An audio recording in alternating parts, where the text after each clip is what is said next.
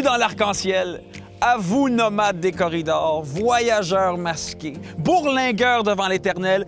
Les frontières sont fermées, mais ça ne va pas nous empêcher de vous faire voyager en vous présentant notre héroïne du jour, grande amoureuse de voyage qui a troqué ses valises pour un sarrau. Aucune frontière ne lui résiste. Destination en terre pandémique. Avec Charlie Côté. Bon voyage!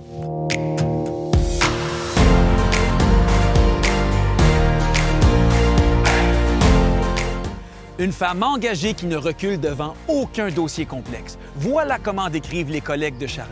Cette travailleuse sociale en milieu familial ou scolaire, mais qui depuis le début de la pandémie s'implique auprès des employés du Centre jeunesse du CIS de Laval en soutien psychosocial. Voyageuse dans l'âme, du Nicaragua à la Colombie en passant par la Bolivie, Charlie est en amour avec l'Amérique latine.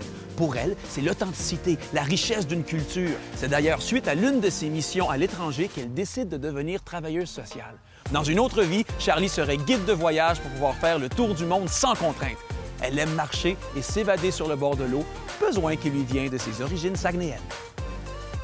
Et pour toi, notre globe-trotteuse médicale, il nous fait plaisir de t'offrir un message directement sorti d'une valise.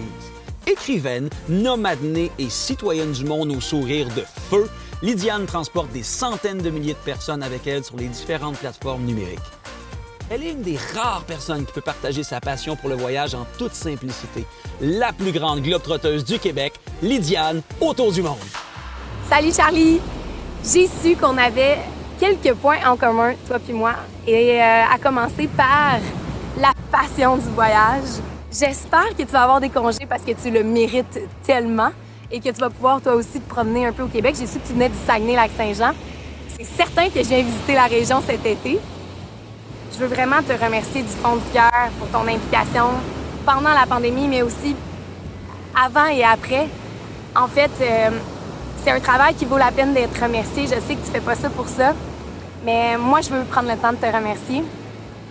Puis, d'une part, j'aimerais ça te remercier en te remettant une photo vraiment toute spéciale que moi, j'ai prise lorsque j'ai fait mon voyage en Afrique du Sud.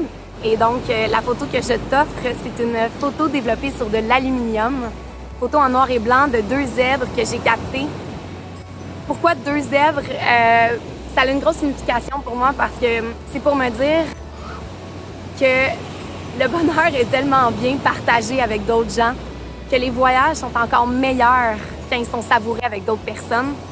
Je t'embrasse fort. Merci encore pour tout, Charlie. Puis au plaisir de te rencontrer un jour. Salut! Ben c'est super touchant, c'est vraiment un beau message, là. C'est vraiment cute. Ben ça fait drôle, on n'est pas, je pense que les travailleurs sociaux, on n'est pas habitués d'être sur le spotlight, on est souvent des travailleurs de l'ombre un peu.